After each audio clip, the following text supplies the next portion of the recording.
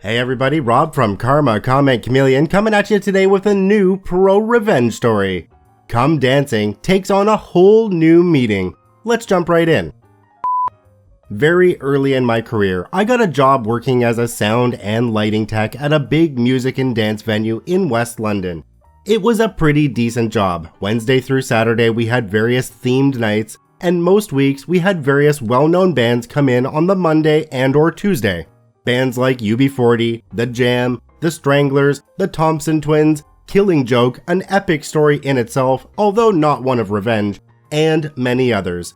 The venue had for many years a reputation for ballroom dancing.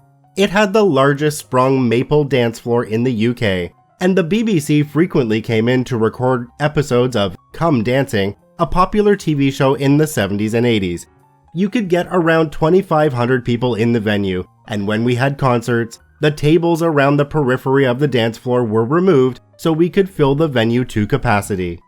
Running around all four sides of the rectangular arena was a balcony, which had 2 bars, the sound and lighting control room, and, importantly, 6 dressing rooms directly about the stage area that was along one of the long arms of the rectangle. Bear in mind that, for what should be obvious reasons, this area was out of bounds to the punters.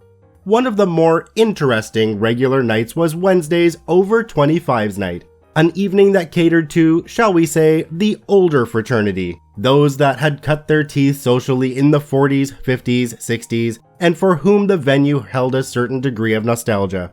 You would think that these older patrons would know how to conduct themselves, not a bit of it. There would frequently be punters going handbags at 20 paces with each other, to the endless frustration of the bouncers, and on at least 2 occasions I witnessed a couple of old boys who were well into their 60s waving flick knives at each other.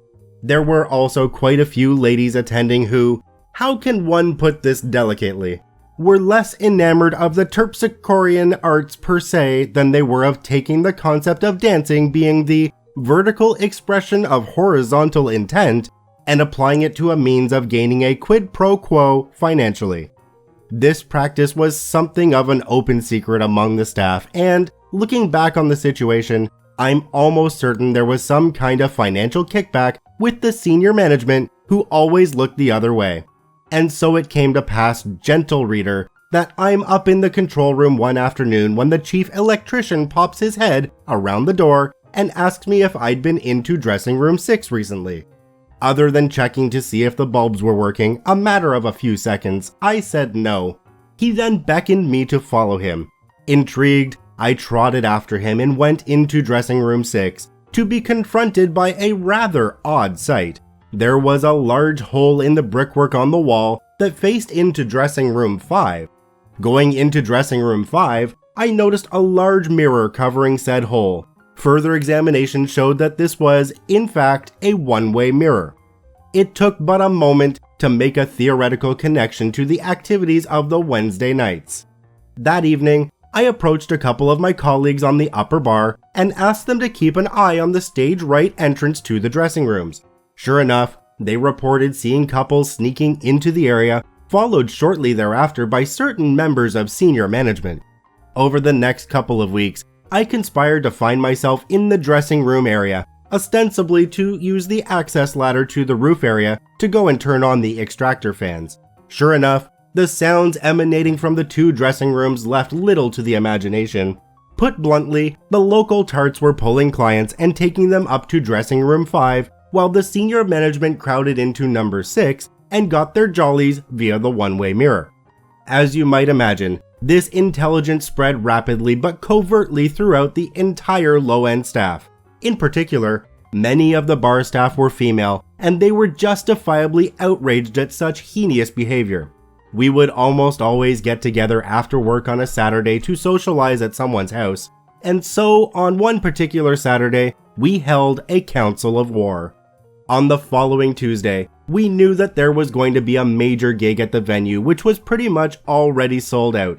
Someone then had the bright idea of going on strike. That's right, folks. The entire bar staff and tech crew decided en masse that we would simply not turn up on Tuesday evening. This amounted to a little over 20 people.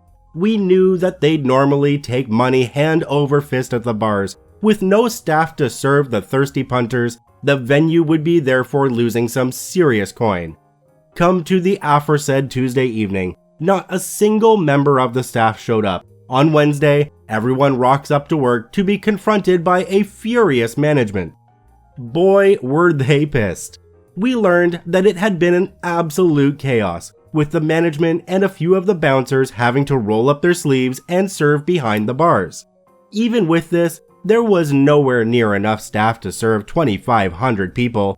They lost a fortune in bar sales. We were then all threatened with termination, a somewhat hollow threat, as if we had all been booted out there and then, there'd be no one to serve or do any work that evening. It was then that we played our trump card. A few days earlier, I had taken the precaution of taking some photos of the offending mirror installation, which also neatly demonstrated the one-way nature of the setup. We gave an ultimatum: either remove the mirror and block up the hole, or the whole set of photos would be sent to head office, where we felt sure the top brass would be very interested in the shenanigans perpetrated by senior management in one of their major venues. We also felt sure that the local police station, literally next door, would express a similar interest in the goings-on. You could almost hear the air leaking out as the management bods visibly deflated right in front of our eyes. In short, our demands were met without question, and no one got the sack. A few days later, we found that the head honcho had moved on to pastures new and a new manager had taken over. Final score: venue staff 4, management 0. I feel like the management team got off pretty easy in this case. They just had to patch up the hole and everything was okay. I don't think that would go down if it was a place that I was working at. I want to apologize to you guys if today's video sounded a little bit off. I'm battling a pretty bad cold, and I think that comes through a little bit in the recording. I want to thank OP for posting this story to the ProRevenge subreddit. You can visit them at the links in the description below. Please go there and give them an upvote. Once again, this is Rob from Karma Comment Chameleon saying thanks for watching.